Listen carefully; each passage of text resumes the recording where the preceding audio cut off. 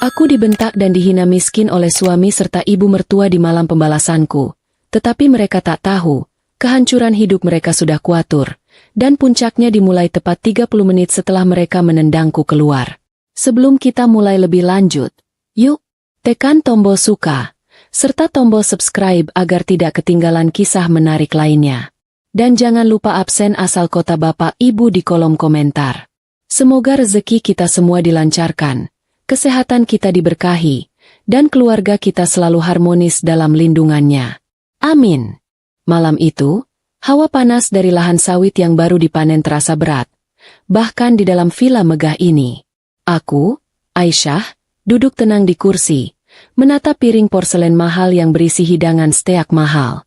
Suasana di ruang makan terasa begitu palsu, diselimuti oleh aroma kekayaan yang baru sebentar mereka miliki dan kesombongan yang sudah mengakar lama. Aku tahu persis apa yang akan terjadi malam ini, karena aku adalah penulis naskahnya. Di hadapanku, Bima, suamiku, duduk tegak dengan kemeja sutra mencolok yang kancing atasnya sengaja terbuka, memamerkan kalung emas tebal dan jam tangan yang harganya bisa membeli satu desa. Di sampingnya, Nyonya Maya, ibu mertuaku, duduk seperti ratu dari dongeng murahan, bergelimang gelang emas yang berderet hingga siku. Mereka berdua memancarkan aura puas, licik, dan jijik saat menatap penampilanku. Kontras sekali dengan gaun sederhana dan jilbabku yang kalem. Aku sengaja memilih penampilan ini, karena kesederhanaan adalah pilihan, sementara bagi mereka, kemewahan adalah kebutuhan untuk menutupi kekosongan. Tawa Bima memecah keheningan yang dingin. Aisyah, kenapa kamu diam saja? Masakan ini tidak enak, ya? Aku mengangkat bahu sedikit, mengaduk-aduk sup yang bahkan belum kusentuh. Terlalu berminyak. Bima, sepertinya Koki lupa apa itu. Cukup. Nyonya Maya mendengus keras. Tentu saja dia tidak berselera. Makanan mewah seperti ini mungkin membuat perutnya mual. Dia lebih pantas makan nasi aking di kampungnya sana. Mereka berdua terkekeh. Tawa yang terdengar sumbang dan penuh racun. Aku hanya menarik napas perlahan. Menelan hinaan ini sudah menjadi rutinitas 5 tahun terakhir. 5 tahun aku memainkan peran istri lugu, pendiam, dan, beruntung, dinikahi oleh Bima, pengusaha logistik yang sedang naik daun. Mereka tidak tahu. Aku bukan bodoh. Aku hanya bersabar, menunggu waktu yang tepat. Ayahku, sebelum meninggal, selalu berpesan agar aku mencari cinta sejati, bukan cinta pada hartaku. Ujilah hati seorang pria dengan kesederhanaanmu. Nak, harta bisa memikat yang tamak, tapi hanya ketulusan yang bisa bertahan, ujarnya kala itu. Aku telah menguji Bima dengan seluruh kesederhanaan dan kasih sayang yang bisa kuberikan. Malam ini, aku akan mengumumkan hasil ujiannya. Bima gagal total. Bima meletakkan garpunya dengan suara denting keras. Wajahnya yang tebal kini mulai menunjukkan ketidaksabaran. Ia ingin aku merengek, memohon, atau setidaknya terlihat hancur. Ia ingin melihat kehancuranku sebelum ia menghancurkanku sepenuhnya. Baiklah, karena kamu tidak mengerti bahasa halus, kata Bima, suaranya pelan tapi mematikan. Kita bicara langsung ke intinya. Mulai hari ini, aku tidak akan lagi memberimu uang. Semua hartamu, semua aset bodohmu yang kamu banggakan itu, sudah kuambil alih. Nyonya Maya langsung menimpali dengan antusias. Matanya berbinar melihat kehancuranku yang ia impikan.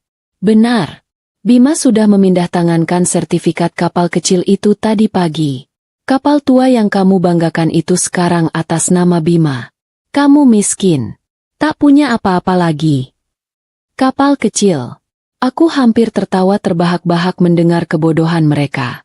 Kapal itu adalah umpan yang kuberikan 3 bulan lalu. Aset peninggalan ibuku yang sengaja kubiarkan terlihat sederhana di matanya. Mereka berpikir kapal itu adalah aset satu-satunya yang kumiliki. Mereka percaya, karena mereka hanya melihat apa yang ingin mereka lihat. Wanita desa dengan satu aset kecil yang bisa mereka rampas. Bima menyandarkan tubuhnya, tersenyum lebar. Aku sudah muak dengan wajah polosmu. Aisyah, muak menjadi suami dari wanita yang tidak selevel denganku. Sekarang, kamu boleh menangis. menangis sepuasnya, dan bersujud di kaki ibuku. Mungkin setelah itu, aku akan memberimu uang untuk ongkos pulang ke kampungmu. Nyonya Maya bertepuk tangan. Ide bagus, Bima. Cium kakiku dan minta maaf karena sudah menumpang hidup enak selama ini. Katakan bahwa kamu hanya sampah tak berguna. Aku hanya menatap lurus, melewati kepala Bima, kejam dinding antik yang tergantung di sana. Jarum panjangnya perlahan bergerak. Pukul 19.59. 1 menit lagi. Aku tidak menangis, tidak pula marah. Aku hanya merasa jijik pada diriku sendiri karena pernah mencintai pria serakah ini. Aku membiarkan keheningan itu menggantung lama, sengaja membiarkan mereka mabuk dalam arogansi mereka. Tiba-tiba, Bima kehilangan kendali. Kenapa kamu diam saja? Hah? Apa kamu tuli? Aku bilang sujud, teriaknya, memukul meja dengan kepalan tangan, membuat hidangan mewah di atasnya bergetar. Aku tidak melakukan apa-apa selain menanti. Tepat ketika jarum panjang menyentuh angka 12, arloji kecil di tanganku bergetar halus. Pukul 20. Bersamaan dengan itu, telepon genggam mahal Bima yang tergeletak di meja berdering nyaring. Bukan nada dering biasa. Itu nada dering khusus yang hanya ia gunakan untuk panggilan paling penting. Bima mengangkatnya dengan wajah angkuh, melirikku seolah berkata, "Lihat, aku pria penting." "Ya, halo, dengan Bima di sini," katanya, mencoba terdengar berwibawa, meski ada getaran aneh di suaranya. Peneleponnya adalah Direktur Utama Handalan Group, perusahaan raksasa yang menguasai ekspor minyak sawit di seluruh pulau. Sebuah nama yang seharusnya tidak pernah menghubungi Bima. Ekspresi angkuh di wajah Bima perlahan luntur. Senyumnya kaku. Matanya mulai menunjukkan kebingungan. "Maaf, apa maksud Anda?" Hening sejenak. Aku bisa mendengar suara di seberang sana yang terdengar cepat dan penuh otoritas. "Dibatalkan? Konsesi lahan kami di Blok A, ditarik." Suaranya naik 1 oktav. Berubah dari nada berwibawa menjadi rintihan yang tidak percaya. Nyonya Maya terkesiap. "Konsesi? Ada apa, Nak?" Bima mendengarkan lagi, dan wajahnya berubah warna. Dari angkuh menjadi putih pucat pasi. Keringat dingin mulai menetes di pelipisnya. "Seluruh armada ditarik? Tidak mungkin." Ia mencengkeram tepi meja. "Bagaimana bisa? Jaminan utama dicabut." Aku menyaksikan kejatuhannya. Itu adalah pemandangan yang sungguh memuaskan. Telepon itu terlepas dari genggaman Bima, jatuh di atas taplak meja dengan bunyi gedebuk pelan. Di telinga Bima dan Nyonya Maya, bunyi itu pasti seperti ledakan bom yang baru saja menghancurkan seluruh hidup mereka. "Apa yang kamu lakukan?" desis Bima. Suaranya serak karena ketakutan yang murni. Matanya menatapku, bukan lagi tatapan penghinaan, melainkan tatapan teror. Pria angkuh itu kini hanya seonggok daging yang gemetar. Aku dengan tenang mengambil serbet di pangkuanku, melipatnya rapi, dan meletakkannya di samping piringku yang masih penuh. Aku akhirnya berbicara. Suaraku terdengar jelas dan mantap di ruangan yang tiba-tiba sunyi. Aku tidak melakukan apa-apa, Bima. Jangan bohong. Pembekuan aset, konsesi dicabut, panggilan itu. Ini pasti perbuatanmu. Teriaknya, wajahnya memerah. Nyonya Maya, yang mulai mengerti arah pembicaraan, berdiri dari kursinya dengan wajah histeris. "Perempuan sialan. Kamu pakai sihir, ya? Kamu guna-guna anakku." Aku tersenyum tipis. Bukan senyum sinis, tapi senyum lelah. "Tenang, Bu Maya. Tidak ada sihir di sini.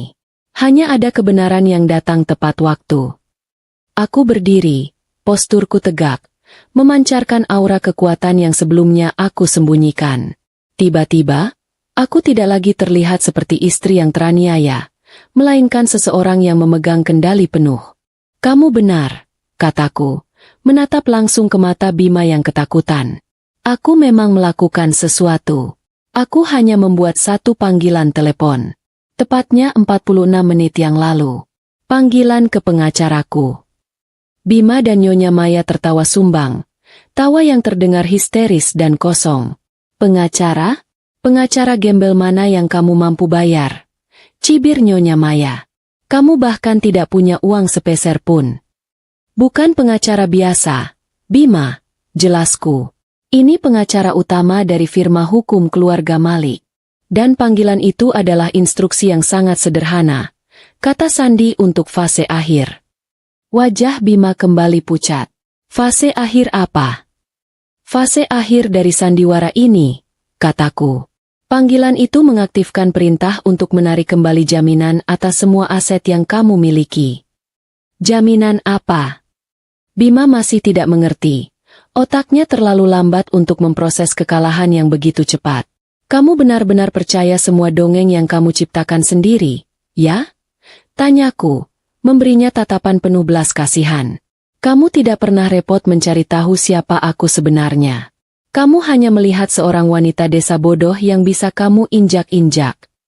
Aku berjalan perlahan menuju jendela besar, memandangi hamparan kebun sawit yang terbentang luas, yang perawatannya dulu kubiayai. 5 tahun lalu, saat kita bertemu, kamu siapa, Bima? Aku berbalik. Suaraku meninggi. Kamu adalah manajer menengah yang baru dipecat karena hampir membuat perusahaan bangkrut. Utangmu menumpuk. Proposal bisnismu ditolak semua bank.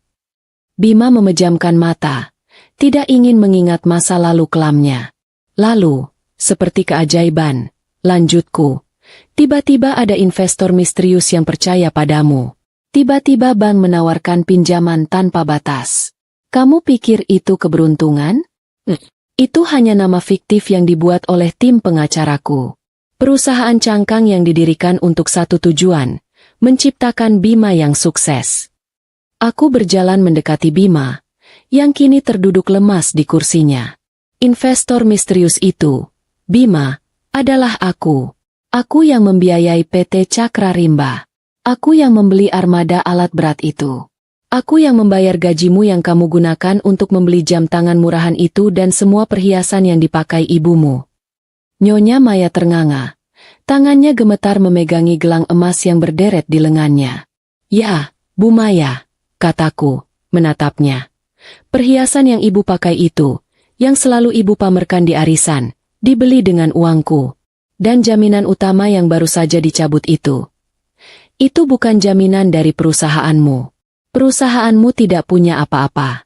Itu hanyalah cangkang kosong. Aku membungkuk sedikit, menatap mata Bima. Jaminan itu, Bima, adalah dana perwalian atas nama Aisyah Malik. Dana yang bernilai ratusan miliar. Dana yang kujaminkan agar kamu bisa bermain raja selama 5 tahun ini. Dan hari ini, aku memutuskan untuk mengambil kembali mainanku. Bima ambruk sepenuhnya ke lantai. Dia tidak lagi duduk di kursi, tetapi melorot, bernapas terengah-engah. Tiba-tiba, telepon Bima yang tergeletak menyala lagi. Bukan panggilan, melainkan rentetan notifikasi pesan berantai. Dengan tangan gemetar, Bima meraihnya. Bank A, kartu kredit Anda ditolak. Saldo tidak cukup. Bank B, penarikan dana ditolak. Rekening dibekukan. Bank C, pemberitahuan gagal bayar utang. Tindakan penyitaan akan dilakukan. Rekeningku, rekening pribadiku, kenapa? Bima menatapku dengan putus asa. Aku tersenyum sinis. Ah, soal itu. Tadi kamu bilang kamu membekukan semua rekeningku, kan? Maksudmu rekening nafkah yang kamu transfer setiap bulan itu. Kamu salah, Bima. Rekening utamaku ada di bank lain, di negara lain. Rekening yang kamu bekukan itu, sebenarnya adalah satu-satunya rekening atas namamu sendiri. Aku mendekatkan wajahku padanya. Rekening gaji yang aku berikan padamu sebagai direktur. Rekening yang sama, yang kamu gunakan untuk mentransfer uang ke wanita simpananmu, Citra, di apartemen itu. Bima membeku. Nyonya Maya terkesiap ngeri. Rekening itu sudah dibekukan, Bima, kataku dengan suara sedingin es. Bukan olehku, tapi karena datamu sudah ditandai merah oleh pihak bank. Kamu baru saja masuk daftar hitam perbankan. Kamu gagal bayar utang di mana-mana. Kamu tidak hanya kehilangan perusahaan. Kamu tidak hanya kehilangan villa ini. Kamu, Bima, secara pribadi, sekarang bangkrut total. Selamat, kataku, mundur selangkah. Sekarang kamu benar-benar miskin. Persis seperti yang kamu katakan padaku 30 menit yang lalu. Bima hanya merintih. Suara pelan seperti binatang yang terluka. Nyonya Maya, setelah beberapa detik terdiam, bereaksi dengan amarah yang histeris. Penipu! Kamu iblis berhijab. Kamu menjebak anakku. Teriaknya, menerjang maju. Menipu? Ulangku. Suaraku tetap tenang. Siapa yang menipu siapa? Bu Maya? 5,5 tahun yang lalu, aku bertemu Bima saat aku sedang mengurus proyek amal yayasan keluargaku. Aku sengaja menyamar sebagai relawan biasa. Aku muak dengan pria yang mendekatiku hanya karena nama Malik di belakangku. Aku menatap Nyonya Maya. Saat Bima membawaku ke rumah kontrakan kecil ibu dulu, ibu memandangku dari atas ke bawah. Cuma begini, pakai jilbab kampung, yakin bisa mengimbangi Bima. Itu kata-kata ibu, Bu. Aku menelan hinaan itu.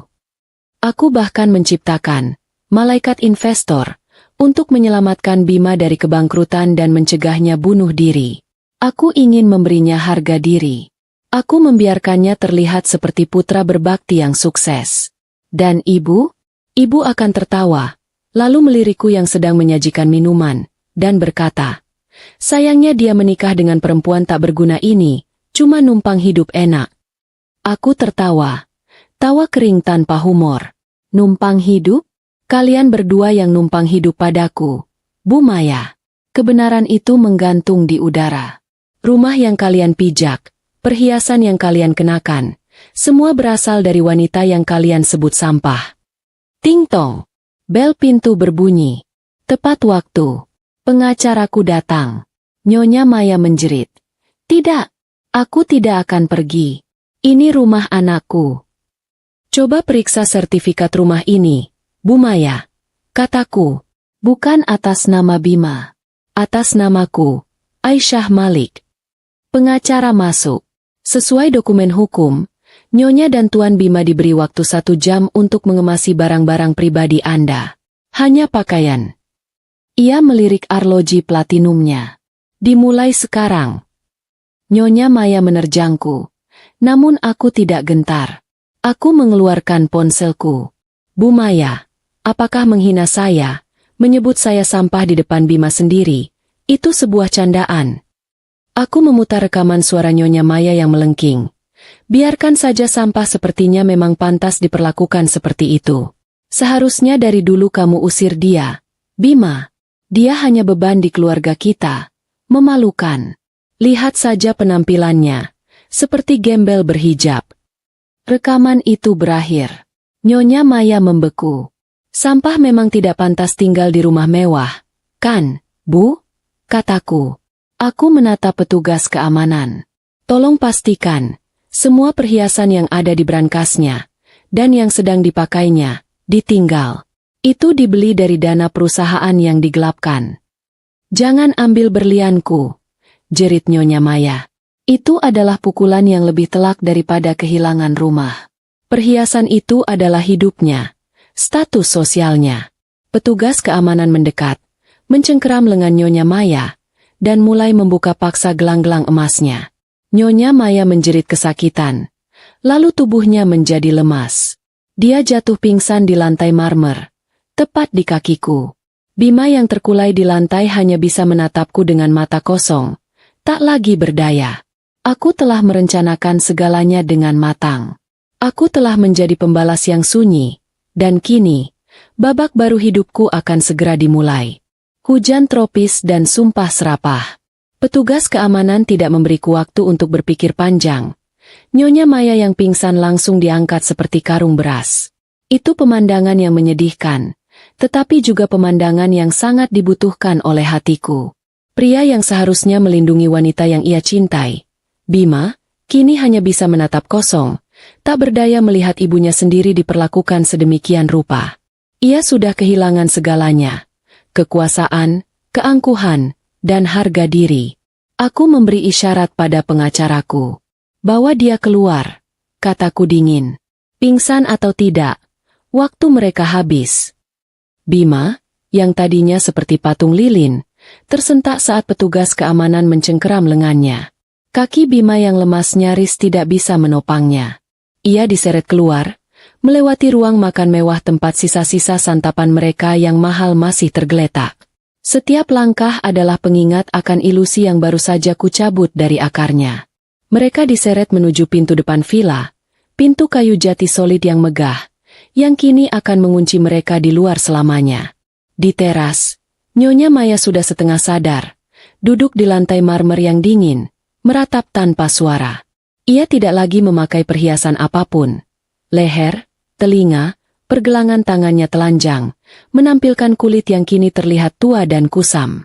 Mereka adalah dua orang gembel yang mengenakan pakaian mahal, berdiri di atas puing-puing kesombongan mereka sendiri.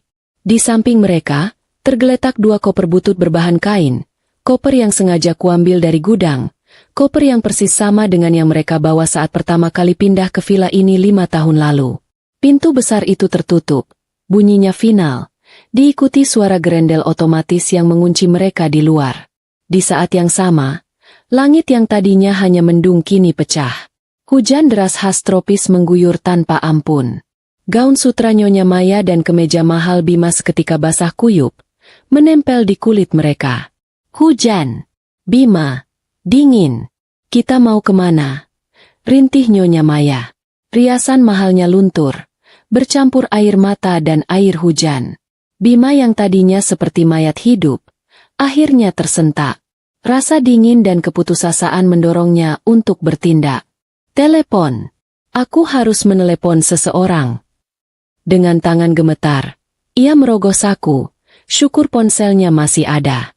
Tentu saja, aku tahu itu tidak berguna, tapi aku biarkan ia memegang harapan palsu itu. Ia mencoba menghubungi Bram, mitra bisnisnya yang selalu memujinya. Sekali dering, 2 dering, 3 dering panggilan itu langsung dialihkan ke kotak suara. Sialan. Ia mencoba Rudi, teman golfnya yang paling karib. Panggilan langsung ditolak. Bima berteriak frustrasi ke langit yang gelap. Ia tidak mengerti. Tim pengacaraku sudah bekerja lebih cepat dari yang bisa ia bayangkan. Begitu panggilan di jam 20 tadi berakhir, siaran pers internal telah dikirim ke semua mitra, bank, dan lingkaran sosialita. Pemberitahuan resmi, Bima dipecat, penggelapan dana, bangkrut total, aset disita. Dalam dunia mereka, berita buruk menyebar lebih cepat daripada api, dan Bima kini adalah racun yang harus dihindari semua orang. Tiba-tiba, ponselnya berdering. Bima melonjak. Ada yang menelepon balik. Ia menjawab panggilan itu dengan napas tertahan. Halo? Tolong saya, Bima saya. Suara di seberang sana memotongnya. Itu suara wanita, melengking, penuh amarah. Bima. Kamu di mana, brengsek? Kenapa uang yang kamu janjikan belum masuk? Bima membeku. Di sampingnya, Nyonya Maya berhenti meratap. Ia mengenali suara itu. Citra, wanita simpanannya. Rencana kita harus ditunda, gagap Bima, mencoba melindungi ponsel dari derasnya hujan. Tawa Citra terdengar sinis, menusuk. Ditunda? Aku sudah di bandara. Bima. Kamu bilang kita akan ke Singapura malam ini.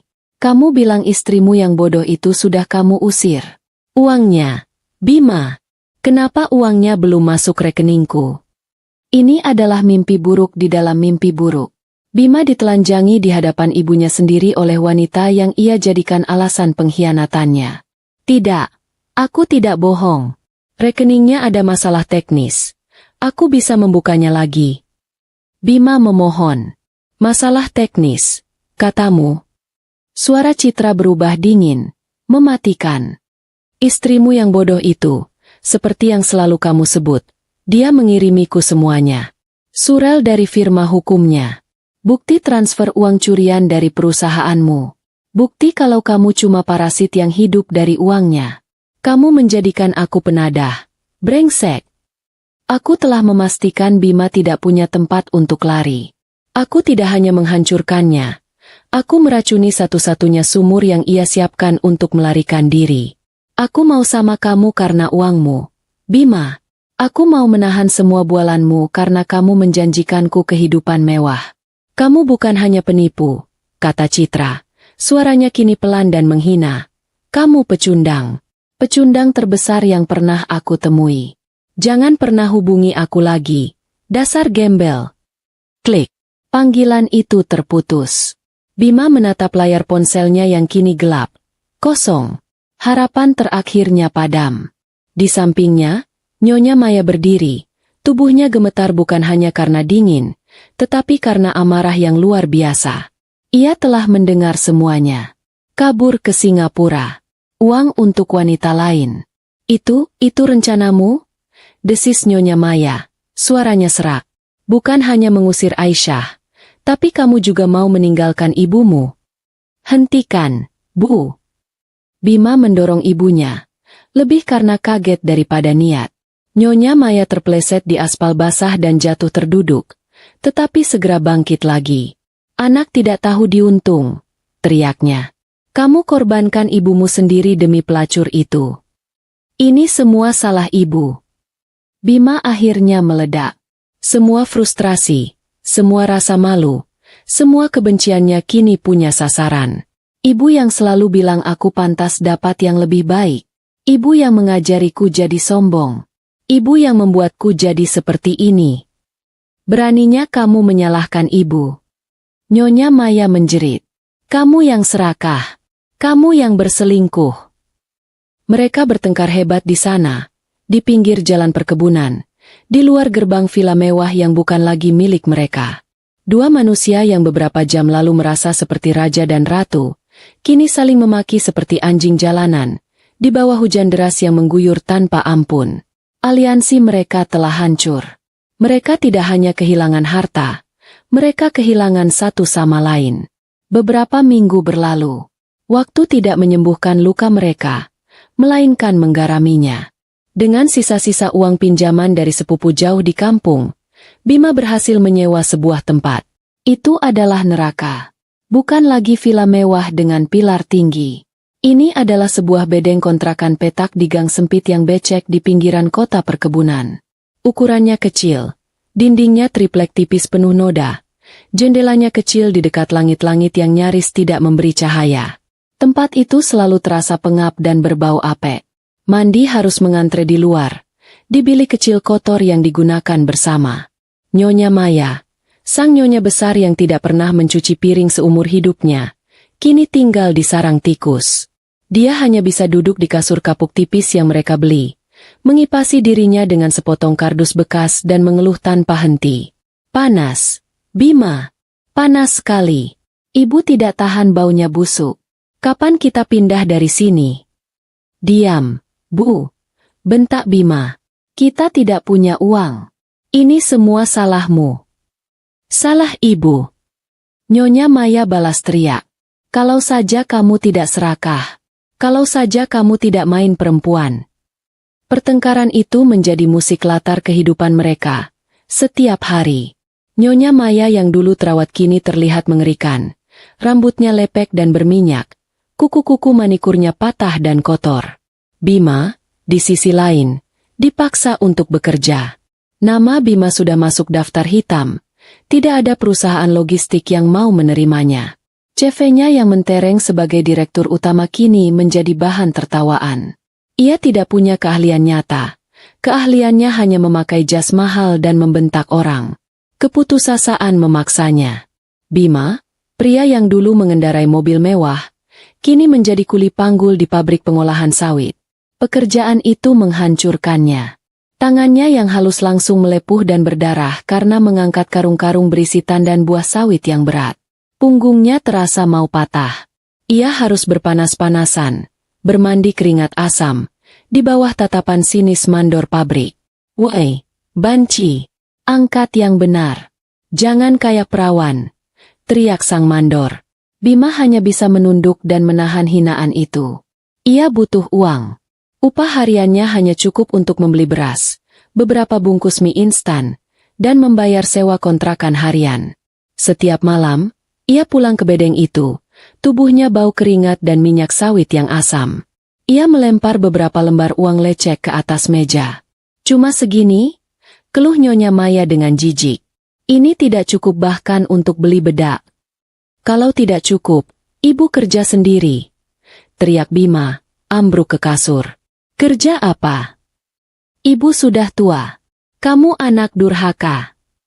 Mereka terjebak dalam lingkaran setan kemiskinan dan kebencian. Aliansi mereka yang didasari keserakahan telah runtuh, digantikan oleh saling menyalahkan dan penyesalan yang terlambat. Dan di tengah semua kekacauan ini, aku, Aisyah, melanjutkan langkahku, semakin jauh dari bayangan mereka. Babak kehancuran mereka baru saja dimulai. Bayangan di layar kaca dan titik nadir. Hari-hari berlalu seperti siksaan yang berulang. Setiap detik di bedeng kontrakan itu adalah penyesalan yang berbau apek. Bima dan Nyonya Maya sudah kehabisan tenaga untuk bertengkar. Mereka kini hidup dalam kebencian yang sunyi. Mereka hanya saling melempar tatapan benci. Nyonya Maya sibuk meratapi nasibnya yang turun drastis. Sementara Bima sibuk memaksakan tubuhnya yang remuk untuk terus bekerja demi upah harian. Suatu sore, Bima sedang beristirahat setelah bekerja 12 jam tanpa henti. Ia duduk di warung kopi kumuh di sudut area pabrik pengolahan. Terlalu lelah untuk pulang dan mendengar gerutuan ibunya. Ia memesan segelas kopi pahit dan sebungkus mie instan kuah, menyeruput kuahnya dengan rakus. Rasa lapar kini jauh lebih mendominasi daripada harga diri. Di sudut warung, sebuah televisi tabung kecil menyala, menayangkan saluran berita bisnis dari ibu kota. Bima biasanya tidak peduli, tetapi tiba-tiba, sebuah wajah muncul di layar. Wajah yang sangat ia kenal, tetapi terlihat begitu berbeda, begitu bersinar. Jantung Bima berhenti berdetak. Mie instan di mulutnya terasa hambar, dingin, dan basi seketika. "Itu aku, Aisyah." Ini bukan lagi Aisyah yang ia kenal, bukan istri pendiam berwajah teduh yang menyajikan teh untuknya. Wanita di televisi itu mengenakan jilbab sutra berwarna biru tua yang elegan, dipadukan dengan blazer yang dijahit sempurna. Ia duduk di meja konferensi yang besar. Di belakangnya terpampang jelas lambang handalan grup yang kini diseganinya. Aisyah terlihat bercahaya, kuat, tenang, dan penuh wibawa. Seorang pemimpin yang tak terbantahkan. Seorang reporter bertanya padanya, "Nyonya Aisyah, ini langkah yang luar biasa. Hanya dalam beberapa minggu setelah Anda mengambil alih perusahaan dan melakukan restrukturisasi, harga saham melonjak 30%. Apa rahasianya?" Aisyah tersenyum tipis, senyum yang sama yang ia berikan pada Bima malam itu, tetapi kini penuh percaya diri. "Bukan rahasia," jawab Aisyah. Suaranya jernih dan berwibawa. "Kami hanya membersihkan parasit yang selama ini menggerogoti perusahaan. Kami memotong manajemen lama yang tidak kompeten dan korup, dan menggantinya dengan profesional yang jujur. Perusahaan ini sekarang kembali ke akarnya, fokus pada integritas dan kinerja, bukan pada kemewahan palsu dan pamer." Bima menatap layar, ternganga. Sendok minyak jatuh dari tangannya, menimbulkan bunyi klang di mangkuk seng. Bima melihatku, mantan istrinya, dipuji oleh para analis bisnis, melihat kekuatan nyataku, dan melihat kesuksesanku yang sesungguhnya. Lalu, adegan di layar berganti. Kamera beralih ke iklan produk minyak sawit handalan grup. Di pantulan layar televisi yang gelap dan buram, Bima melihat bayangannya sendiri. Seorang pria kotor, kaosnya robek dan basah oleh keringat. Wajahnya kusam ditumbuhi janggut tipis yang tidak terurus, matanya merah karena kelelahan. Bau pasar dan minyak sawit yang asam menempel di tubuhnya. Dia adalah sampah. Dia adalah gembel. Dia adalah parasit. Semua hinaan yang pernah ia dan ibunya lontarkan padaku kini berbalik dan menampar wajahnya dengan kenyataan yang brutal. Bima tanpa sadar telah meremas mangkuk minyak begitu keras hingga mangkuk itu retak dan kuah tumpah ke meja. Ia menunduk, menyembunyikan air mata amarah dan penghinaan yang akhirnya mengalir di pipinya. Pemandangan di televisi itu, aku yang kuat, berwibawa, dan sukses, telah membakar dirinya ke dalam otak Bima. Itu adalah siksaan baru yang jauh lebih buruk daripada mengangkat karung sawit. Setiap kali ia memejamkan mata, Ia melihat senyum tenangnya Aisyah. Setiap kali ia merasakan punggungnya sakit, ia teringat kata-kata Aisyah. Parasit, manajemen korup. Gambaran itu menghantuinya, membunuh sisa-sisa harga dirinya yang tersisa. Bima dan Nyonya Maya kini hidup dalam kebencian dan keputusasaan yang sunyi. Mereka sudah kehabisan tenaga untuk saling bertengkar, tetapi tatapan mata mereka tetap saling menyalahkan. Nyonya Maya menghabiskan hari-harinya dengan bergumam sendiri, menyalahkan takdir, menyalahkan Bima, menyalahkan dunia, kecuali dirinya sendiri. Sementara Bima menghabiskan hari-harinya bekerja seperti budak, tubuhnya hancur, harga dirinya lumat. Hingga suatu malam, keputusasaan itu mencapai puncaknya. Bima tidak tahan lagi. Ia tidak tahan lagi dengan bau pasar yang menempel di kulitnya. Ia tidak tahan lagi tidur di kasur kapuk yang berbau apek. Ia tidak tahan lagi melihat bayangan suksesku di kepalanya. Hanya ada satu jalan keluar, dan itu bukan melarikan diri, tetapi menghadapi.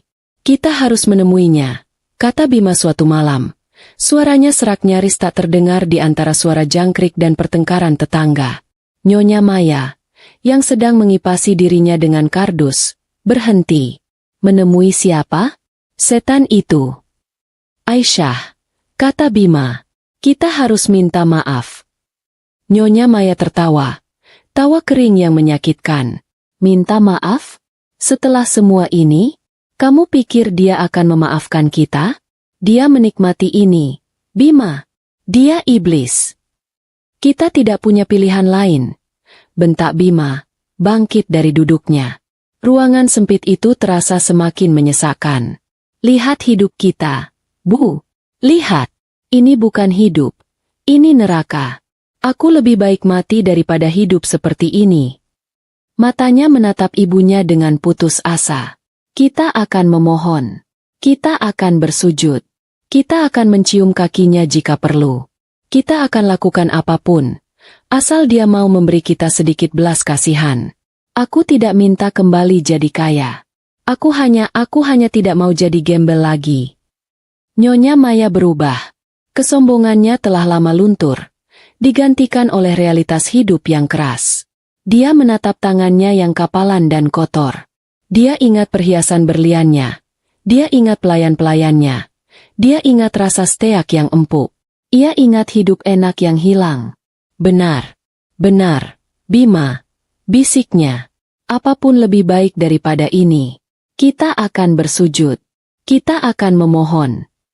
Keesokan paginya, mereka mengumpulkan sisa uang terakhir mereka. Uang itu bahkan nyaris tidak cukup untuk ongkos bus sekali jalan ke pusat kota. Mereka tidak mandi. Air bersih adalah kemewahan. Mereka hanya mencuci muka dan mengenakan pakaian terbaik mereka yang tersisa. Kaos kusam dan daster pudar yang berbau keringat. Mereka naik bus kota, berdesakan dengan buruh dan pedagang. Bau badan mereka sendiri menambah aroma tak sedap di dalam bus. Setelah 1 jam perjalanan yang menyesakkan, mereka tiba. Mereka berdiri di seberang jalan, menatap gedung pencakar langit yang menjulang gagah. Handalan Group. Tulisan itu berkilau di bawah sinar matahari pagi. Ini adalah dunia yang berbeda. Dunia yang dulu mereka injak, kini terasa begitu asing dan menakutkan. Mereka menyeberang jalan. Saat kaki mereka yang bersandal jepit menginjak pelataran marmer lobi yang berkilauan, semua mata tertuju pada mereka. Karyawan-karyawan berdasi dan berpenampilan necis menatap mereka dengan jijik. 2 petugas keamanan yang tegap dan berseragam rapi langsung mencegat mereka bahkan sebelum mereka mencapai pintu putar. Maaf, Pak, Bu, ada keperluan apa? Tanya salah satu petugas dengan nada tegas namun sopan. Matanya menilai penampilan mereka yang kumuh. Kami. Bima menelan ludah. Kami mau bertemu Nyonya Aisyah. Bilang saja ini Bima. Dia kenal kami. Kami keluarganya. Petugas itu tersenyum tipis, senyum yang meremehkan. Nyonya Aisyah Malik tidak punya keluarga yang terlihat seperti Anda. Maaf, Anda tidak bisa masuk tanpa janji. Silakan pergi. Tidak, teriak Bima, didorong oleh keputusasaan. Ia mencoba menerobos maju. Aisyah. Nyonya Maya tiba-tiba menjerit sekuat tenaga. Suaranya yang melengking memantul di lobi yang besar itu. Aisyah, ini ibu. Nak, tolong kami. Lobi menjadi hening. Semua aktivitas terhenti. Semua orang menonton drama Bima dan Nyonya Maya. Mereka mencengkeram lengan Bima dan Nyonya Maya. Anda membuat keributan. Cepat keluar atau kami panggil polisi. Lepaskan aku. Aku bilang lepaskan. Bima meronta-ronta. Tidak peduli lagi. Ini kesempatan terakhirnya. Aisyah. Aisyah. Tolong. Nak. Tolong ibu. Raung Nyonya Maya. Keributan itu terdengar sampai ke ruang kontrol keamanan dan diteruskan ke ajudan pribadiku. Aku, Aisyah, saat itu sedang memimpin rapat dewan direksi di lantai 50. Ajudanku masuk dengan tenang, membisikkan sesuatu di telingaku sambil menunjukkan rekaman CCTV lobi di tabletnya. Aku melihat pemandangan itu. Bima yang meronta, Nyonya Maya yang meraung di lantai lobi. Wajahku tidak berubah, tetap tenang. Para direktur lain menatapku, bertanya-tanya. Aku menatap layar tablet itu sejenak, lalu berkata pelan kepada ajudanku. Bawa mereka ke ruang pertemuan kecil di lantai 45. Beri mereka minum. Suruh mereka tunggu. Ajudan itu mengangguk. Aku kembali menatap dewan direksi. Maafkan interupsi ini, bapak-bapak. Mari kita lanjutkan pembahasan mengenai ekspansi ke negara tetangga. Bima dan Nyonya Maya, yang sedang diseret keluar, tiba-tiba dihentikan. Mereka dibawa melewati lobi di bawah tatapan semua orang, menuju lift pribadi. Jantung mereka berdebar kencang. Apakah ini berhasil? Apakah Aisyah akan menolong kami? Mereka tidak tahu. Aku hanya sedang menyiapkan panggung terakhir untuk mereka. Mereka dibawa ke sebuah ruangan kecil tanpa jendela. Dindingnya kelabu. Hanya ada satu meja dan 3 kursi. Ruangan itu dingin. Seorang sekretaris masuk, meletakkan 2 botol air mineral di meja, lalu keluar tanpa berkata apa-apa. Pintu ditutup. Klek. Terkunci. Mereka menunggu. 1 jam. 2 jam. Mereka tidak berani menyentuh air itu. Mereka hanya duduk, gemetar, dalam keheningan yang menyesakkan. Drama belum selesai. Penonton utama belum datang. Mereka harus menunggu, merasakan dinginnya penyesalan dan keputusasaan. Sujud yang tak berharga dan cek terakhir. Keheningan di ruang tunggu kecil itu terasa seperti beban yang menghimpit, membuat Bima dan Nyonya Maya sesak napas. Mereka menunggu. Setiap detik terasa seperti jarum yang menusuk kulit mereka yang kotor. Mereka menahan diri untuk tidak minum air mineral yang diletakkan di meja. Mereka takut air itu mengandung racun atau hanya jebakan yang memalukan. Rasa lapar dan dingin jauh lebih menyakitkan daripada haus, tetapi rasa takut jauh lebih dominan. Akhirnya, pintu terbuka. Aku masuk. Kontras itu begitu menyakitkan. Bima dan Nyonya Maya terlihat bau, kuyu, dan tertekan. Sementara aku masuk dengan aroma wangi lembut yang harganya mungkin lebih mahal dari sewa kontrakan mereka setahun. Aku mengenakan setelan sutra berwarna krem dan jilbab yang serasi, memancarkan aura ketenangan dan kekuasaan mutlak. Aku tidak sendirian. Pengacaraku, pria yang dulu mengusir mereka, berdiri di belakangku seperti bayangan, membawa koper ramping berwarna hitam. Aku tidak duduk. Aku hanya berdiri di dekat pintu, menatap mereka. Tatapan yang sama seperti malam itu. Tenang, dingin, dan tanpa emosi. Bima dan Nyonya Maya sontak berdiri. Bima tidak ragu sedetik pun. Dia maju ke depan dan melakukan apa yang telah ia janjikan. Ia menjatuhkan dirinya ke lantai, bersujud. Dahinya yang kotor menghantam lantai marmer yang dingin, tepat di depan sepatu kerjaku yang berdesain simpel namun elegan. Aisyah, isaknya. Suaranya teredam lantai. Maafkan aku. Aku mohon, maafkan aku. Dia menangis. Tangisan yang nyata. Tangisan keputusasaan, penyesalan, dan kasihan pada diri sendiri. Dia mengangkat wajahnya yang basah oleh air mata dan kotoran. Aku hilaf. Aku buta karena kesombongan. Aku sudah dapat hukumanku. Aisyah, aku tidak tahan lagi. Aku akan lakukan apa saja. Apa saja. Jadikan aku kuli kebunmu. Jadikan aku pesuruhmu. Tukang sapu di pabrikmu. Apa saja. Asal aku bisa makan. Asal aku bisa tinggal di tempat yang layak. Aku mohon. Aisyah, aku mohon. Nyonya Maya melihat putranya bersujud. Langsung menyusul. Ia berlutut. Mencoba memegang ujung gaunku. Kami salah. Nak. Kami sudah dapat karmanya. Lihat kami. Kami sudah seperti binatang. Isak Nyonya Maya. Beri kami kesempatan kedua. Nak. Beri kami tempat tinggal kecil saja di paviliun belakang. Kami tidak akan mengganggumu. Kami hanya ingin hidup. Tolong kami. Kami tidak mau kembali ke neraka itu. Ruangan itu kembali hening. Hanya tangisan pilu Bima dan Nyonya Maya yang terdengar.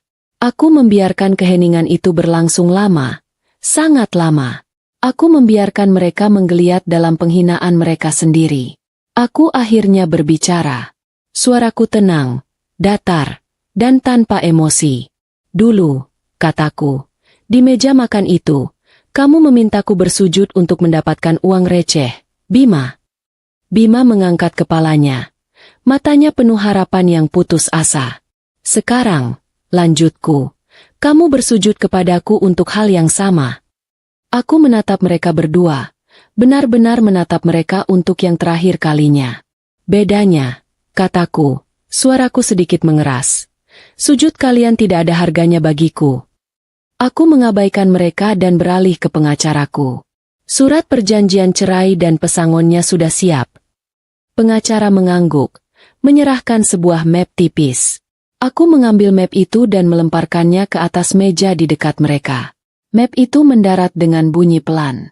Itu, kataku, itu adalah surat perjanjian cerai kita yang sudah sah. Dan, sebuah cek. Cek 1 kali. Bima dan Nyonya Maya ternganga. Bima merangkak, meraih map itu. Ia membukanya dengan tangan gemetar. Di dalamnya ada selembar cek. Tulisannya, 35 juta rupiah, 35 juta rupiah. Bagi mereka yang dulu kaya, itu uang receh. Tapi bagi mereka yang sekarang gembel, itu adalah harta karun yang bisa menyelamatkan hidup mereka. Itu uang pesangonmu, kataku. Gunakan itu untuk memulai hidup baru. Untuk pulang kampung. Untuk modal usaha kecil. Aku tidak peduli. Itu adalah uang terakhir yang pernah kalian lihat dariku. Tapi kami. Bima bingung. Dia mengharapkan pengampunan. Dia mengharapkan belas kasihan, bukan uang pesangon. Ambil uang itu, kataku, suaraku kini setajam baja. Dan pergi. Jangan pernah tunjukkan wajah kalian lagi di depanku. Jangan pernah hubungi aku. Jangan pernah datang ke gedung ini lagi. Aku menekan tombol interkom di dinding. Keamanan. Ke lantai 45. Aisyah, tunggu. Seru Bima panik. Ini tidak cukup. Kami. Itu jauh lebih banyak daripada yang pantas kalian dapatkan. Potongku. Pintu terbuka. 2 petugas keamanan yang sama di lobi tadi masuk. Tolong, kataku kepada mereka. Antar Tuan Bima dan Nyonya Maya ini keluar lewat pintu belakang dan pastikan mereka tidak pernah bisa masuk ke gedung ini lagi. Selamanya. Tidak. Jangan. Teriak Bima saat petugas keamanan mencengkeram lengannya. Iblis. Kau iblis. Nyonya Maya kembali menjerit. Menyadari ini adalah akhir yang sesungguhnya. Ambil uangmu dan pergilah. Kataku. Membalikkan badanku. Aku tidak sudi melihat mereka lagi. Aku berjalan pelan menuju lift. Pengacaraku mengikutiku. Di dalam lift yang sunyi, pengacaraku bertanya. Anda yakin, Nyonya? 35 juta. Setelah apa yang mereka lakukan? Aku menatap pantulan diriku di dinding lift yang mengkilap. Wajahku tenang. Itu bukan untuk mereka, kataku pelan. Itu untukku. Agar aku bisa tidur nyenyak. Tahu bahwa aku sudah memberi mereka kesempatan terakhir untuk berubah. Apa yang mereka lakukan dengan uang itu urusan mereka dengan Tuhan. Lift berdenting terbuka di lantai 50. Aku melangkah keluar, kembali ke ruang rapat. Kembali ke kehidupanku yang sebenarnya. Babak hidupku dengan mereka telah resmi ditutup. Aku sudah membayar harga untuk ketenangan pikiranku. Aku sudah menutup pintu masa lalu. Tiket pulang dan takdir yang terulang. 1 tahun berlalu, dan waktu telah menempa Aisyah menjadi sosok yang benar-benar baru, seorang pemimpin yang tak terhentikan. Di bawah kepemimpinanku sebagai Direktur Regional Handalan Group, perusahaan itu tidak hanya pulih, tetapi melesat bagaikan roket. Aku melakukan restrukturisasi besar-besaran, membersihkan semua kroni Bima, para manajer korup yang hidup dari menjilat dan pamer kemewahan palsu. Aku menggantinya dengan tim profesional yang benar-benar bekerja. Aku menjadi terkenal di dunia bisnis. Bukan karena kemewahanku, tetapi karena ketegasanku. Aku membuktikan bahwa seorang wanita berhijab yang dulu diremehkan sebagai kampung bisa memimpin konglomerasi ekspor minyak sawit dengan tangan besi yang berbalut keanggunan. Aku dikenal berani mempromosikan para profesional wanita yang kompeten ke posisi-posisi puncak. Aku membuktikan bahwa kesederhanaan dan etika adalah kekuatan, bukan kelemahan. Lalu, ada kisah Bima dan Nyonya Maya.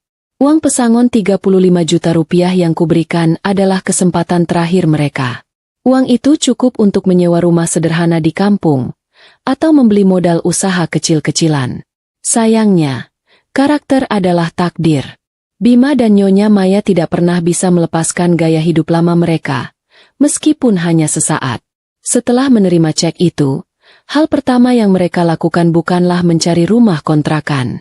Mereka membeli beberapa potong pakaian bermerek palsu di pasar gelap, menyewa kamar hotel kelas menengah untuk 1 minggu, dan makan makanan enak. Mereka menghabiskan lebih dari setengah uang itu dalam 2 bulan pertama, percaya bahwa Bima yang sukses akan segera muncul dan menyelamatkan mereka. Mereka mencoba membuka usaha kecil di kampung, berbekal sisa uang itu. Mereka mencoba menjual hasil bumi, tetapi mereka tidak tahu cara berinteraksi dengan orang-orang desa. Mereka sombong, selalu merasa lebih pintar, dan menghina pelanggan. Bisnis itu gagal total dalam waktu kurang dari 6 bulan. Uang habis. Kebiasaan lama terulang. Mereka mulai saling menyalahkan, menuduh satu sama lain yang menghabiskan uang paling banyak. Alih-alih berubah, mereka justru menjadi semakin pahit dan serakah. Mereka tidak pulang ke kampung halaman yang sebenarnya, karena mereka terlalu malu dan takut menghadapi keluarga yang sudah mereka remehkan bertahun-tahun.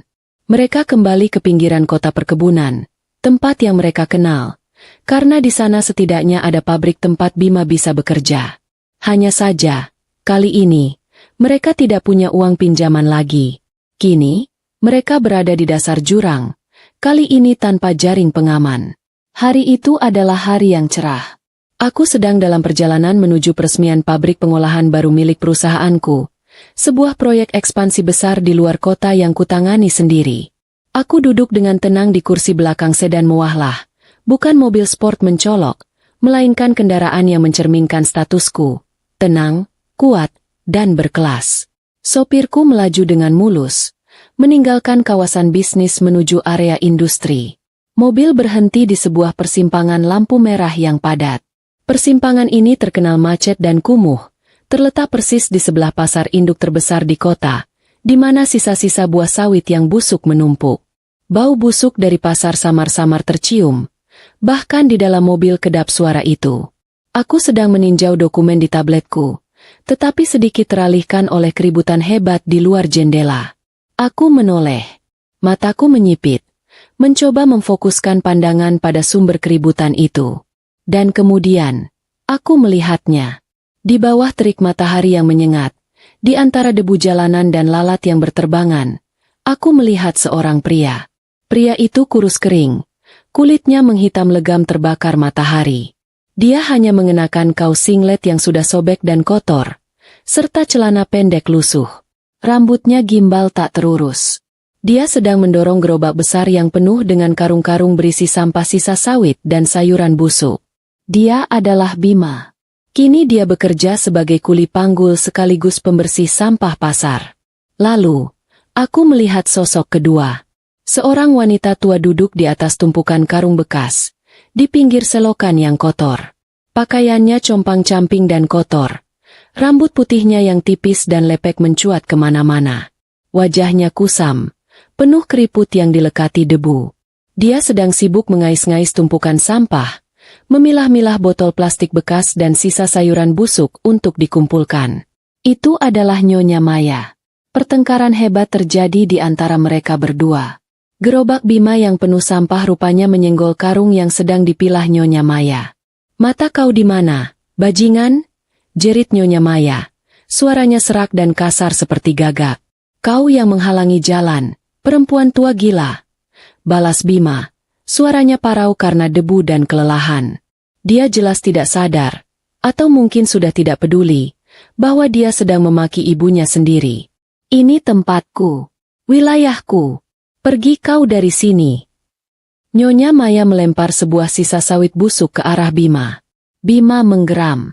Dia menendang salah satu karung Nyonya Maya hingga isinya berhamburan ke jalan. Mereka saling berteriak, saling memaki, saling melempar sampah. Dua manusia itu kini bertengkar hebat. Bukan lagi memperebutkan villa mewah atau berlian, melainkan memperebutkan wilayah beberapa meter persegi di tumpukan sampah yang bau. Aku menyaksikan pemandangan itu. Aku ingat cek 35 juta rupiah yang kuberikan. Uang yang cukup untuk pulang kampung dan memulai hidup sederhana. Tapi jelas uang itu tidak mereka gunakan dengan bijak. Uang itu pasti habis dalam sekejap untuk gaya hidup mewah sesaat. Sebelum kesombongan dan kebodohan mereka menyeret mereka kembali ke dasar. Tidak ada kebencian di hatiku. Tidak ada kemarahan. Bahkan tidak ada rasa kasihan. Yang kurasakan hanyalah kelegaan yang dalam. Sebuah rasa keadilan semesta yang sempurna.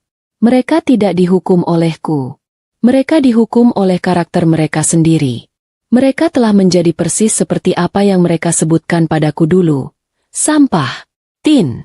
Klakson mobil di belakang menyadarkanku. Lampu telah berubah hijau. Aku berbalik, mengalihkan pandanganku dari pemandangan menyedihkan itu. Aku tidak perlu melihat lagi. Bab itu sudah selesai. "Jalan, Pak," kataku kepada sopirku dengan suara tenang dan mantap. Mobil sedan mewah itu meluncur maju dengan mulus. Aku menekan tombol, dan kaca jendela yang kedap suara itu naik perlahan, menutup semua kebisingan, semua bau busuk, dan semua masa lalu. Aku kembali menatap tablet di pangkuanku, fokus pada rencana ekspansi pabrik baruku. Aku melaju pergi, menuju masa depanku yang cerah, menuju kerajaan bisnisku. Dan tidak pernah sekalipun, aku menoleh ke belakang. Ketenangan di puncak menara dan harga kebebasan. Pembalasan, ternyata, bukanlah sebuah euforia yang meledak-ledak, melainkan sebuah kelegaan yang sunyi. Sejak meninggalkan Bima dan Nyonya Maya di lobi gedungku, aku tidak pernah lagi memikirkan mereka sebagai bagian dari hidupku. Mereka hanyalah sampah, dan aku sudah selesai membuangnya. Kini, fokusku sepenuhnya tertuju pada Handalan Group, pada warisan ayah, dan pada diriku sendiri. Kehidupanku di puncak menara bisnis terasa lebih lapang dan bebas. Aku tidak lagi harus menyembunyikan kecerdasanku, menyamarkan kekayaanku, atau berpura-pura menjadi seseorang yang aku benci. Aku bergerak dengan keanggunan seorang pemimpin yang jujur dan berprinsip. Ini adalah kemewahan yang sesungguhnya. Kemewahan menjadi diri sendiri. Tentu saja, dunia bisnis selalu bising. Selalu ada bisik-bisik. Aisyah Malik yang berhijab itu, dia yang menceraikan suaminya dan mengambil semua asetnya. Begitulah bunyi gosipnya. Aku mendengarnya. Tapi aku tidak peduli. Mereka bisa berbicara sesuka hati. Mereka tidak tahu betapa ringannya beban yang kurasakan saat cincin kawin palsu itu kulepaskan. Suatu malam, aku berdiri di balkon kantor direktur regionalku, menatap lampu-lampu kota yang berkilauan di kejauhan. Di bawahku, aktivitas perkebunan dan pabrik masih ramai. Aku memegang secangkir teh panas, menghirup aroma rempah yang menenangkan. Pengacaraku, pria yang sama yang dulu mengawal pembalasanku, berdiri di sampingku. Dia kini menjadi kepala tim penasihatku, satu-satunya orang yang tahu seluruh sandiwara ini. "Nyonya Aisyah," katanya, suaranya pelan. "Saya sudah mendengar berita. Konsesi di Blok G, yang dulu sempat diincar Bima, kini resmi jatuh ke tangan kompetitor. Mereka menggunakan taktik kotor, Nyonya. Aku hanya tersenyum tipis, menyesap tehku. Taktik kotor? Sama seperti taktik Bima. Kurang lebih. Mereka percaya bahwa dengan menguasai logistik, mereka bisa mengendalikan harga pasar di wilayah ini. Sama seperti Bima dulu, mereka terobsesi pada kekuasaan fisik, pada tanah dan kendaraan. Aku menggeleng. Orang tamak selalu berpikir pendek. Mereka lupa, yang mengendalikan pasar bukanlah tanah. Yang mengendalikan pasar adalah data, jaringan, dan integritas. Tiba-tiba, sebuah lelucon muncul di benakku, memecah ketegangan yang hanya kami berdua rasakan. Dulu, Bima pernah bilang, kataku, tertawa kecil. Dia bilang, seorang pengusaha sejati harus punya mobil sport yang sangat cepat, supaya kalau ada masalah, dia bisa kabur cepat-cepat. Pengacaraku terdiam sejenak, lalu ikut tertawa pelan. Itu adalah tawa lega, tawa yang meredakan semua kepahitan masa lalu. Tapi sekarang, lanjutku, aku punya jet pribadi, bukan untuk kabur, tapi karena aku tidak perlu lagi bersembunyi. Dan untuk mengatasi masalah, aku tidak perlu kabur. Aku hanya perlu mengangkat telepon. Ketenangan ini, aku sadari, adalah hasil dari keputusan yang berani. Keputusan untuk melepaskan belenggu yang terbuat dari emas dan kesombongan. Aku tidak lagi mencari cinta dari seorang pria. Aku menemukan cintaku pada pekerjaan, pada diriku sendiri, dan pada warisan ayah. Aku melirik pengacaraku. Lupakan blog G, hubungi tim kita di ibu kota. Kita akan fokus pada jalur laut. Kita sudah punya kapal pengangkut yang memadai. Kita kuasai rantai pasok dari laut. Mereka akan tunduk sendiri. Kapal kecil itu? Tanyanya. Teringat pada umpan yang Bima kira adalah satu-satunya asetku. Bukan lagi kapal kecil. Sekarang itu adalah cikal bakal armada raksasa. Jawabku. Kapal itu, yang Bima sangka sebagai kapal tua butut, peninggalan ibuku, kini menjadi simbol dari rencanaku yang jauh lebih besar. Kapal itu adalah pengingat abadi bahwa yang terlihat kecil dan sederhana seringkali menyimpan kekuatan yang tidak terduga. Pembalasan telah memberiku kedamaian. Aku menghukum Bima, bukan karena amarah, melainkan karena aku harus menegakkan keadilan atas diriku sendiri. Dia dan ibunya mendapat apa yang pantas mereka dapatkan. Dan aku mendapat apa yang pantas kudapatkan, kebebasan dan kedamaian. Aku berdiri di puncak menara, meminum tehku. Tidak ada lagi kepura-puraan. Tidak ada lagi sandiwara. Hanya ada seorang wanita, seorang pemimpin, yang siap menaklukkan dunia bisnis, satu demi satu langkah yang berprinsip. Masa lalu telah kutinggalkan di persimpangan jalan yang kotor. Tempat debu dan sisa sampah menjadi tempat yang paling pantas bagi mereka yang tamak. Ujian warisan dan jejak kehormatan. Sejak mengambil alih kendali, aku menyadari bahwa tantangan terbesarku bukan lagi Bima, melainkan kebiasaan buruk yang ditinggalkan Bima di Handalan Group. Di bawah manajemen Bima yang lalai dan korup, saat ia masih dipekerjakan timku, banyak praktik bisnis kotor yang mengakar. Ada pegawai yang hanya bekerja karena kolusi. Ada pemasok yang kualitasnya rendah, dan ada budaya pamer kekayaan yang menular ke seluruh jajaran direksi. Aku memutuskan untuk melakukan pembersihan total. Revolusi ini kuberi nama, kembali ke akar. Revolusi itu tidak mudah. Aku harus memecat puluhan orang yang selama ini hidup nyaman dari praktik suap dan nepotisme. Aku memanggil setiap manajer yang terlibat, menatap mata mereka, dan menunjukkan bukti-bukti penggelapan yang sudah tim pengacaraku kumpulkan. Mereka mencoba merengek, mencoba menyogok, bahkan ada yang mencoba mengancam. Tapi aku tidak bergeming. Pengalaman 5 tahun bermain sandiwara dengan Bima telah memberiku imunitas terhadap drama dan air mata palsu. Kenapa, Nyonya? Tanya seorang manajer logistik senior yang terbukti menyelewengkan dana bahan bakar. Mengapa Anda begitu kaku? Di bisnis, semua orang melakukan ini. Aku hanya tersenyum dingin. Semua orang mungkin melakukannya, tetapi Handalan Group tidak akan. Warisan ayahku dibangun di atas kehormatan, bukan kerakusan. Dan aku, kataku, tidak akan mengkhianati kehormatan itu hanya untuk sedikit keuntungan di kantong. Aku tidak hanya membersihkan orang lama, aku juga mengubah struktur perusahaan. Aku menghapus posisi-posisi mewah yang tidak penting, seperti kepala urusan pesta korporat, atau penasihat mode direksi. Jabatan-jabatan konyol yang dulu diciptakan Bima hanya untuk menggaji teman-temannya yang tidak becus.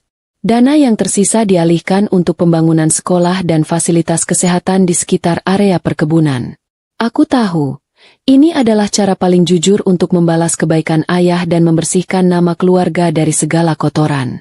Suatu siang, saat memeriksa laporan keuangan, aku menemukan anomali. Ada proyek besar yang disetujui Bima dulu, proyek pembangunan dermaga yang sangat mahal dan tidak efisien. Setelah ditelusuri, ternyata proyek itu ditujukan untuk keuntungan pribadi, dibiayai oleh pinjaman dengan bunga yang mencekik. Jika diteruskan, proyek itu akan menjadi beban besar bagi perusahaan. Aku memanggil tim teknik dan keuangan. Batalkan proyek dermaga itu. Kita ubah rencana. Fokuskan pada peningkatan kualitas sumber daya manusia dan permajaan alat berat. Dermaga itu hanya monumen kebodohan dan kesombongan. Tim teknik sempat ragu. Tapi Nyonya, Bima dulu bilang proyek ini adalah simbol status. Bahwa kita adalah yang terbesar.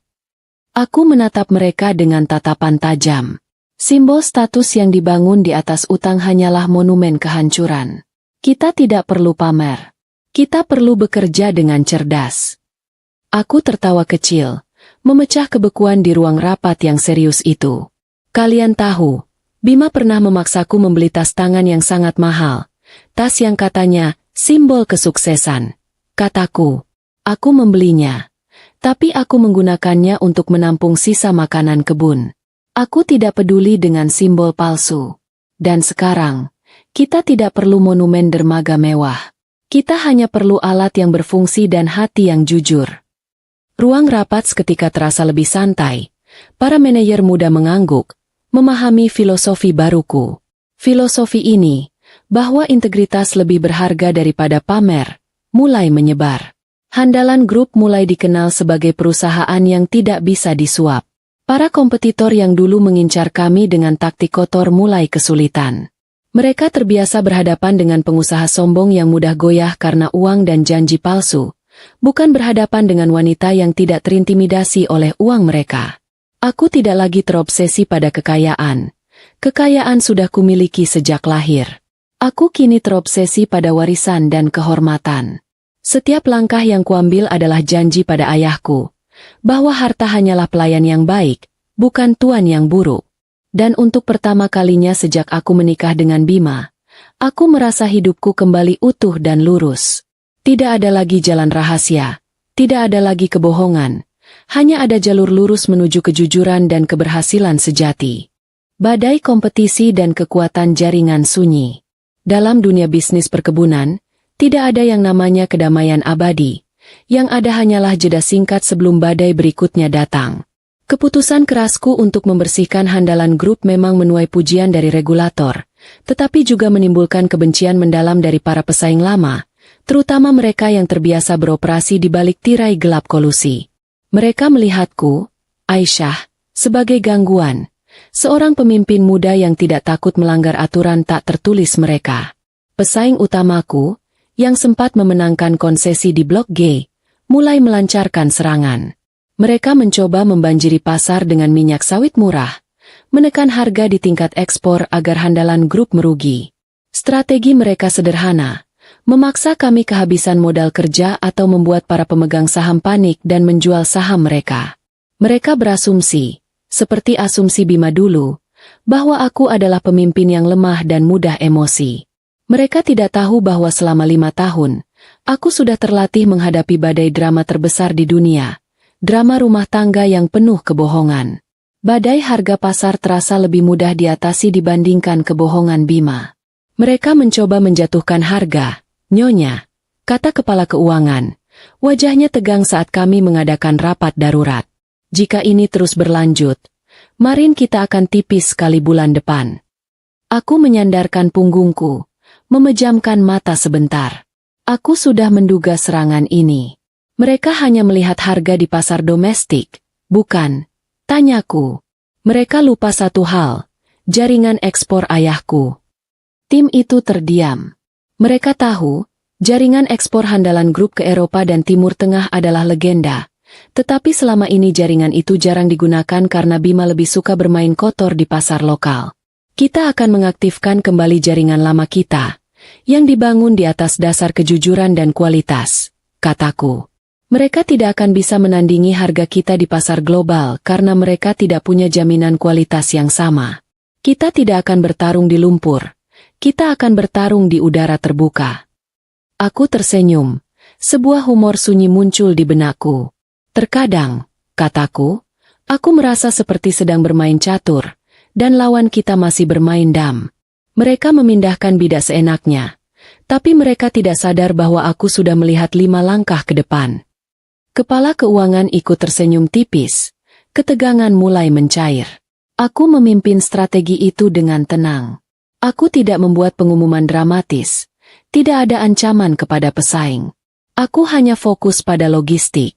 Kapal-kapal pengangkut yang Bima kira adalah aset bodoh, kini bekerja keras mengangkut produk sawit berkualitas tinggi ke pelabuhan-pelabuhan utama dunia.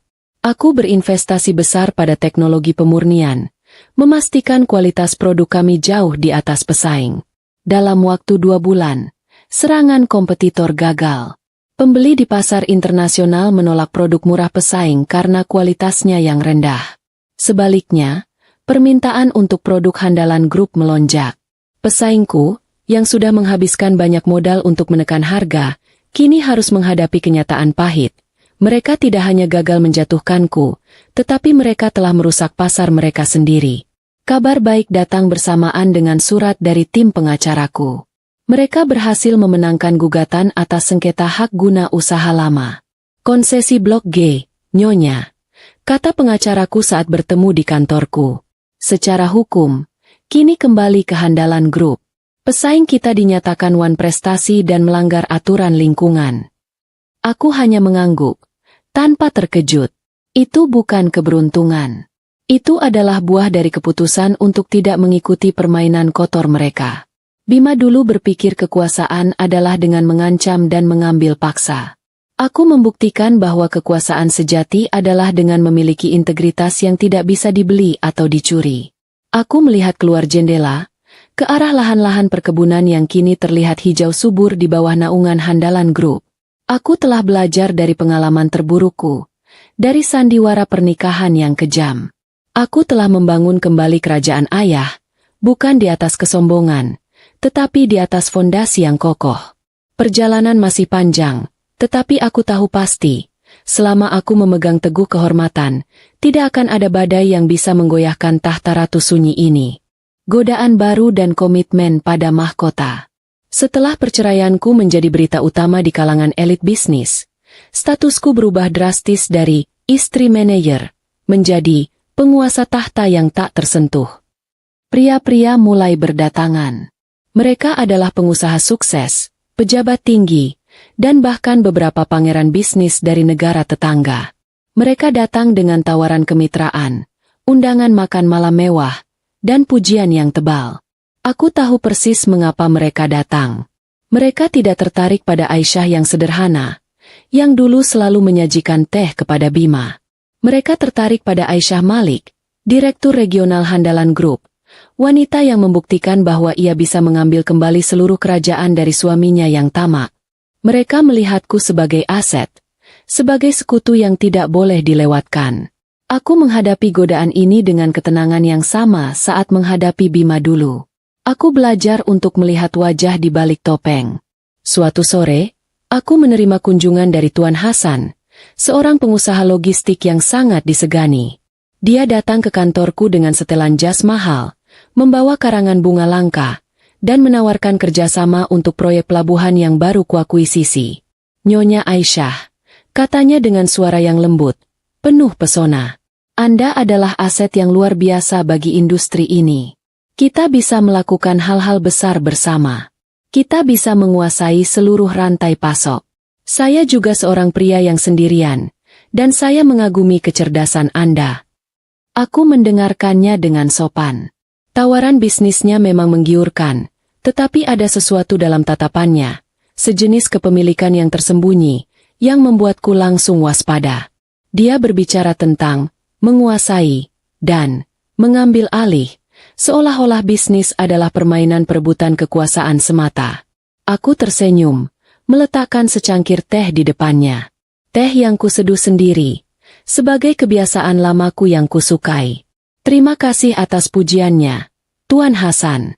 Saya juga menghargai reputasi Anda, kataku.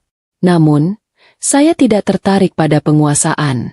Saya tertarik pada kemakmuran bersama, yang dibangun di atas kejujuran. Dan tentang kemitraan pribadi, saya sedang beristirahat. Aku tertawa kecil, memecah keangkuhan yang menyelimuti ruanganku. Saya baru saja melalui sebuah proyek restrukturisasi besar-besaran, Tuan Hasan. Dan setelah membereskan keuangan dan manajemen, saya memutuskan untuk membereskan urusan hati juga. Dan percayalah, urusan hati lebih rumit daripada mengakuisisi konsesi lahan. Saya tidak ingin lagi berinvestasi pada hal yang bisa mengkhianati saya di tengah jalan. Tuan Hasan terdiam, wajahnya sedikit berubah. Dia mengerti maksudku.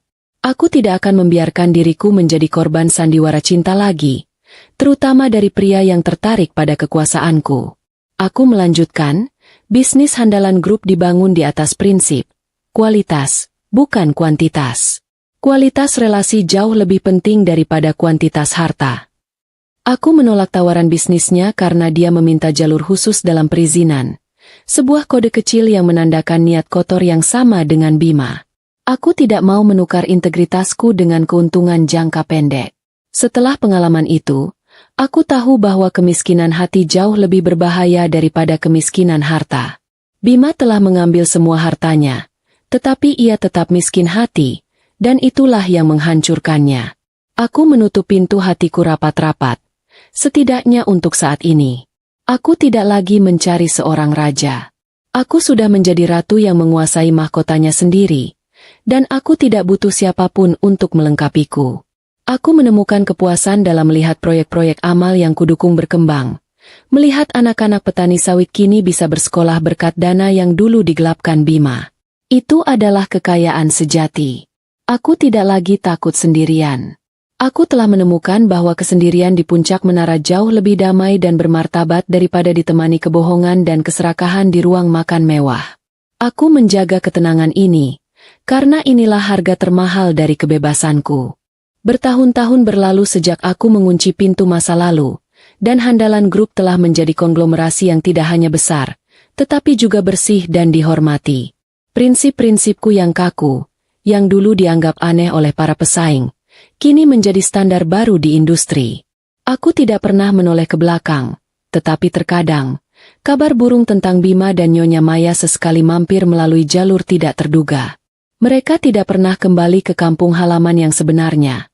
Mereka terlalu malu. Mereka terus berkutat di pinggiran kota industri, berpindah dari bedeng kontrakan satu ke bedeng yang lain.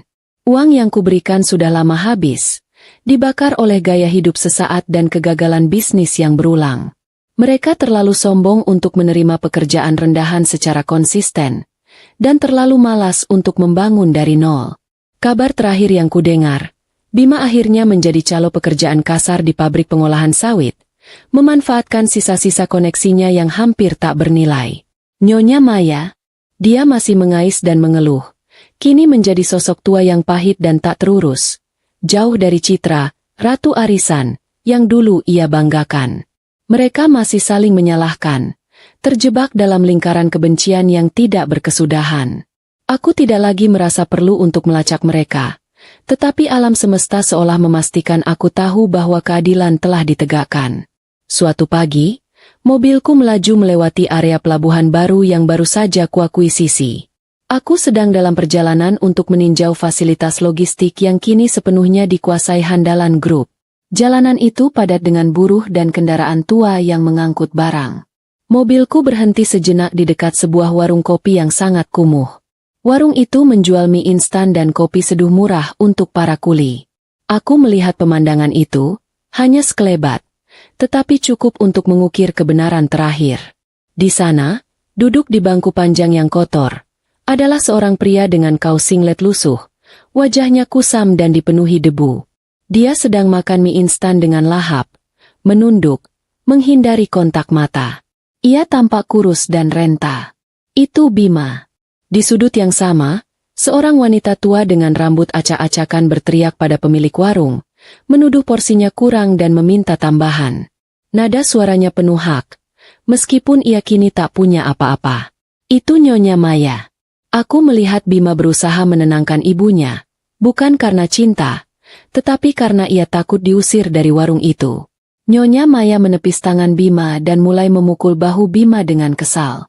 Mereka bertengkar, lagi dan lagi, di tempat yang kumuh, di hadapan banyak orang yang mengabaikan mereka. Aku tidak membuka kaca mobil. Aku hanya menatap pantulan diriku di kaca gelap itu. Aku melihat seorang wanita berhijab elegan, tenang, dan berwibawa. Wanita yang telah menemukan kekuatan sejatinya, bukan dalam harta warisan, melainkan dalam kejujuran yang ia pertahankan. Keadilan bukanlah saat Bima dan Nyonya Maya masuk penjara.